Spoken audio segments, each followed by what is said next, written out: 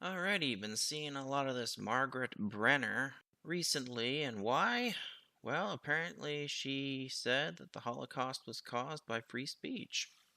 Well, there's a video with it, so I'll put the video in and take it from there.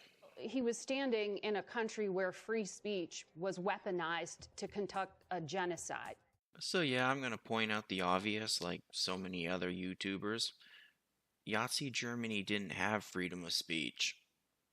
That being said, though, if somebody spoke out against the Yahtzees and Mustache Man, they were sent away. I mean, nowadays they just fine you and take away your electronics.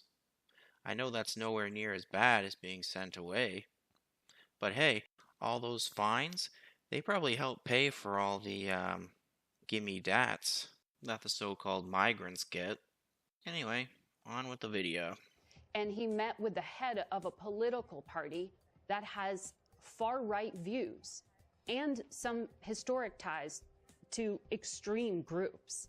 The context of that was... That hand/face gesture, I have never seen anybody make anything like that before in my life.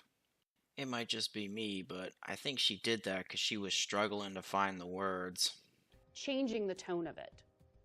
And you know that the censorship was specifically about the right. No, I have to disagree with you.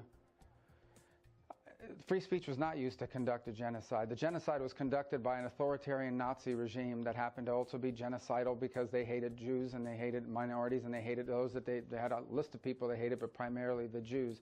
There was no free speech in Nazi Germany. There was none. There was also no opposition in Nazi Germany. They were a sole and only party that governed that country, so that's not an accurate reflection of history.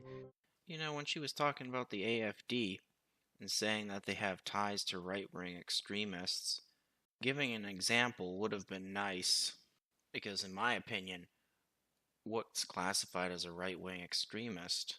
Well, if you're anti-immigration, you're a right-wing extremist. To the left, anyway. And props to Marco Rubio for shutting her down. So wrapping this video up, I know there was a lot of YouTube creators that were shocked or surprised at this Margaret Brenner's take on free speech in the Holocaust. I wasn't. She was just using that to try to smear J.D. Vance and Trump.